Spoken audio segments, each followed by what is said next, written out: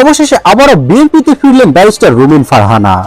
দর্শক, ব্রাহ্মণবাড়িয়ার ২, সরাইল, আশুগঞ্জ ও বিজয়নগরের আংশিক আসনে বিপুল ভোটে জয় পাওয়ার পর বিএনপিতে ফেরার বিষয়ে এবার মুখ খুলেছেন স্বতন্ত্র প্রার্থী ব্যারিস্টার রুমিন ফারহানা। ধন্যবাদ জানাই বিএনপিকে। নাটক কম করো প্রিয়, হামাক ব্যাটাক মারলু কেন, এমন হাজার প্রশ্ন, লক্ষ জিজ্ঞাসা। আজকের সংসদে আরেকটি কথা বলে যাই, জানিয়ে এখন তৈরি হয়েছে নতুন আলোচনা। অনেকেই এর মাঝে পাচ্ছেন রহস্যময় গন্ধ। প্রশ্ন তৈরি হয়েছে, তাহলে কি আবারও জাতীয়তাবাদী দলে যোগ দিতে যাচ্ছেন রুমিন ফারহানা? আসসালামু আলাইকুম সম্মানিত প্রিয় দর্শক, আশা করি সকলে অনেক ভালো আছেন। দর্শক, বিএনপি ক্ষমতায় এসে পাকাপোক্তভাবে বসার পর থেকে কিন্তু এবার অন্যান্য দল থেকে দর্শক পদত্যাগ করে বিএনপিতে যোগ দেওয়ার হিড়িক লেগেছে। এমনকি দর্শক, স্বতন্ত্র থেকে যারা নির্বাচিত হয়েছেন গত নির্বাচনে দর্শক হয়ে এমপি হয়েছেন, তারাও কিন্তু একে একে কিন্তু সকলেই কিন্তু বিএনপিতে যোগদান করছেন। আর সেই তালিকায় কিন্তু দর্শক নাম রয়েছে ব্যারিস্টার রুমিন ফারহানারও।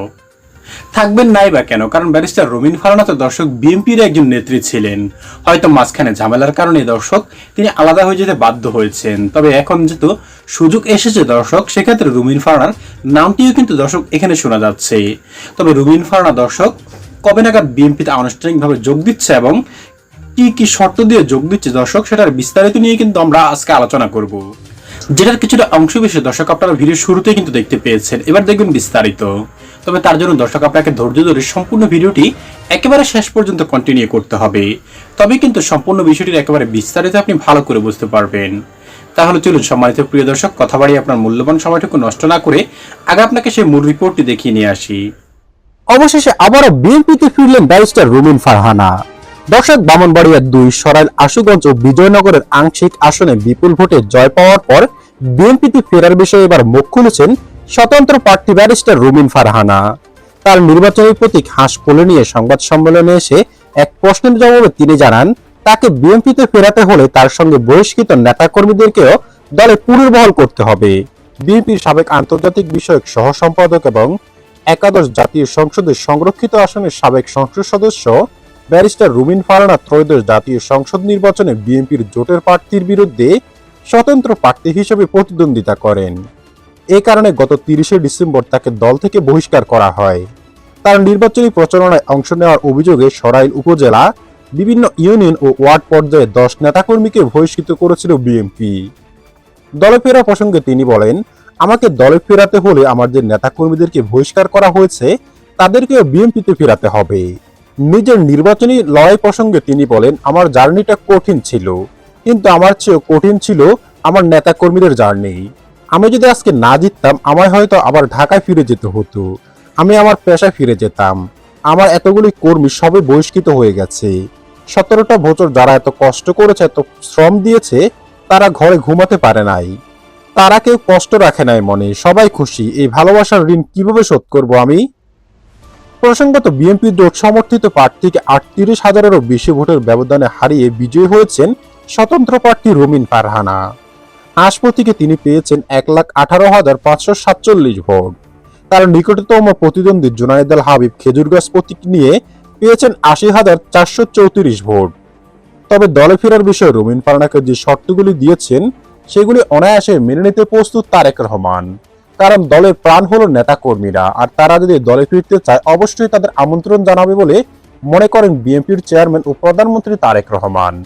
তো সম্মানিত প্রিয় দর্শক, আপনার কি মনে হয় ব্যারিস্টার রুমিন ফারহানা আবার দলে ফিরলে কেমন হবে দর্শক? যাই হোক মাননীয় স্পিকার, আমার বক্তব্যের শুরুতেই আমি ধন্যবাদ জানাই মহান রাব্বুল আলামিনের দরবারে, যিনি আমার এই কঠিন যাত্রাকে সহজ করে দিয়েছেন। আমি তারপরে ধন্যবাদ জানাই আমার অসংখ্য নেতাকর্মী, যারা নানানভাবে বঞ্চিত হয়ে ভয় ভীতির মধ্যে দিয়ে আমার নির্বাচন করেছে, দল থেকে বহিষ্কার হয়েছে, কিন্তু তারা আমাকে ছেড়ে যায় নাই। তাদের সকলের কাছে আমি কৃতজ্ঞ। মাননীয় স্পিকার, আমি আরো ধন্যবাদ জানাই বিএনপিকে আমাকে মনোনয়ন না দেবার জন্য। আমাকে মনোনয়ন না দেওয়ার কারণেই আমি বুঝতে পেরেছি বাংলাদেশের টেকনাফ থেকে তেতুলিয়া কত লক্ষ মানুষের ভালোবাসা, দোয়া, সহযোগিতা আমার পাশে ছিল। একটা দলীয় গণ্ডির মধ্যে থেকে নির্বাচন করলে এইটা বুঝবার সৌভাগ্য আমার হতো না।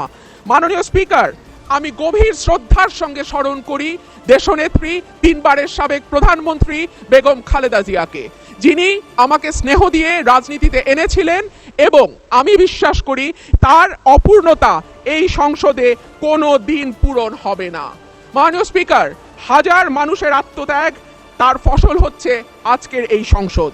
এই মানুষগুলো কারা যাদের আত্মত্যাগের বিনিময়ে আমরা আজকে কেউ মন্ত্রী, কেউ এমপি, কেউ সরকারি দল, কেউ বিরোধী দল হয়ে এসে সংসদে বসেছি। মাননীয় স্পিকার, তাদের স্বপ্ন কি ছিল?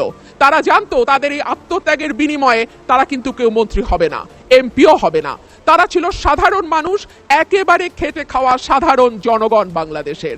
তারা একটা স্বপ্ন দেখেছিল, একটা নতুন বাংলাদেশ তৈরির স্বপ্ন, একটা নতুন রাজনীতি নির্মাণের স্বপ্ন, একটা নতুন চিন্তার জন্ম দেওয়ার স্বপ্ন, এবং সর্বোপরি সকলের জন্য যেই ভীষণ রকম বৈষম্য আমরা দেখেছি গত কয়েক বছর, সেখান থেকে মুক্ত হয়ে সকলকে নিয়ে, সকলকে একসাথে করে একটা বাংলাদেশের স্বপ্ন। সেই সকল মানুষের কাছে আমি এবং আমি বিশ্বাস করি আমার সহকর্মী এই সংসদ সদস্যরা সকলেই কৃতজ্ঞ। মাননীয় স্পিকার, শহীদদের যে প্রত্যাশা নিয়ে গণ অভ্যুত্থান, সেই প্রত্যাশা কিন্তু বায়বীয় বা অলিক কোনো বিষয় ছিল না। এখনো যদি আমরা দেয়ালে দেয়ালে তাকাই, আমরা দেখব তারা তাদের স্বপ্নের কথা দেয়ালে লিখে গেছে। উই ওয়ান্ট জাস্টিস, কিংবা দেশটা কারো বাপের না, তুমি কে আমি কে, বিকল্প বিকল্প।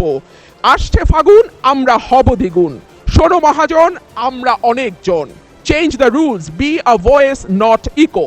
দিনে নাটক, রাতে আটক। 200 বেশি সার্ভিস ও ফিচারে লেনদেনের সব বিকাশ অ্যাপে সম্ভব। নাটক কম করো প্রিয়, হামাক ব্যাটাক মারলু কেন? এমন হাজার প্রশ্ন, লক্ষ জিজ্ঞাসা। এই লড়াইটা কেবল একটা সরকার পরিবর্তনের লড়াই ছিল না মাননীয় স্পিকার। যেই কথাটি আমি বলেছি, একটা স্বপ্ন, একটা নতুন বাংলাদেশ, সকলকে নিয়ে সকলের বাংলাদেশ গঠন করবার একটা স্বপ্ন নিয়ে এই গণ অভ্যুত্থান হয়েছিল। মাননীয় স্পিকার, আমরা স্বপ্ন দেখেছিলাম ধর্ম, বর্ণ, জাতিগোষ্ঠী বা লৈঙ্গিক পরিচয়ের ভিত্তিতে কাউকে অপর বা আদার করে দেয়া হবে না। মাননীয় স্পিকার, আমি খুব বিনয়ের সাথে বলি, এই আন্দোলনের সম্মুখ সারিতে ছিলেন নারীরা। এক ঝাঁক নতুন প্রজন্মের তরুণ মুখ আমরা পেয়েছিলাম। সেই নারীরা 1 বছর পার না হতেই হারিয়ে গেলেন কেন? 7 জন নারী সাংসদের এই সংসদে, সেই প্রশ্নটা আমি আপনাদের কাছে রেখে যাচ্ছি। মিছিলের সামনের সারিতে নারীর প্রয়োজন হয়, পুলিশের টিয়ার শেল, লাঠিচার্জের সামনে নারী ঢাল হয়ে দাঁড়ায়। অস্থির সময় নারীর সাহায্য ছাড়া পার হওয়া যায় না।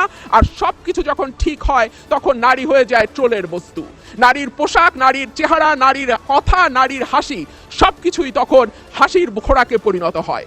মাননীয় স্পিকার, আমি আপনার মাধ্যমে আজকের সংসদে আরেকটি কথা বলে যাই। 52% মানুষকে পেছনে ফেলে নতুন বাংলাদেশ রচনার কোনো চিন্তা যদি কেউ করে থাকে, সেটা কখনো সম্ভব না, কোনো দিন সম্ভব। দর্শক শ্রোতা, যদিও জোটে নির্বাচন করে যে আমদালিব রহমান পার্থ এবং জুনায়েদ সাকি, বিপি নূর থেকে শুরু করে দর্শক যারাই রয়েছে বিএনপির সঙ্গে জোট করেছে, তারা সকলেই কিন্তু এখন নিজের দল ছেড়ে নিজের দল থেকে পদত্যাগ করে একেবারে বিএনপিতে দর্শক পাকাপোক্তভাবে কিন্তু বিএনপির দলের সঙ্গে দর্শক যুক্ত হয়ে যাচ্ছে। এমনকি যারা স্বতন্ত্র থেকে নির্বাচন করেছে দর্শক, তাদের মধ্যে থেকে কিন্তু 3 থেকে 4 জন দর্শক বিএনপিতে ইতিমধ্যে যোগদান করে ফেলেছে, আর বাকিগুলো অন্যান্য দলে। তবে রুমিন ফারহানার বিষয়ে দর্শক সিদ্ধান্তটা এখনো সঠিকভাবে কিন্তু বলা যাচ্ছে না, কারণ দর্শক ব্যারিস্টার রুমিন ফারহানা কিন্তু দর্শক একেবারে চিন্তা ভাবনা করে দর্শক যে কোনো সিদ্ধান্ত নেন, যার ফলে দর্শক এখন আর আগের মতো দর্শক হুট করে চলে যাওয়ার সুযোগ নেই, যার ফলে ব্যারিস্টার রুমিন ফারহানা কিন্তু এখন আরো কিছু সময় নিচ্ছেন বিএনপিতে আবারও ফেরার জন্য। তবে দর্শক, রুমিন ফারহানা বিএনপিতে যে 100% ফিরবে, এটা কিন্তু একেবারে গ্যারান্টি সহকারে বলা যেতে পারে, কারণ দর্শক এখন ক্ষমতায় রয়েছে বিএনপি, আর সেক্ষেত্রে বিএনপিতে না যেয়ে তার উপায় নেই। আর তিনি তো বিএনপির একজন সদস্য, হয়তো বা দর্শক মন কষাকষির কারণেই তিনি বিএনপি থেকে বের হয়ে গিয়েছেন। সম্মানিত দর্শক শ্রোতা, আপনার কি মনে হয় ব্যারিস্টার রুমিন ফারহানা আবারও বিএনপিতে ফিরলে দর্শক কেমন হবে? অবশ্যই আপনার মূল্যবান মতামতটুকু লিখবেন আমাদের কমেন্ট বক্সে। ভালো থাকবেন দর্শক, আজ এ পর্যন্তই।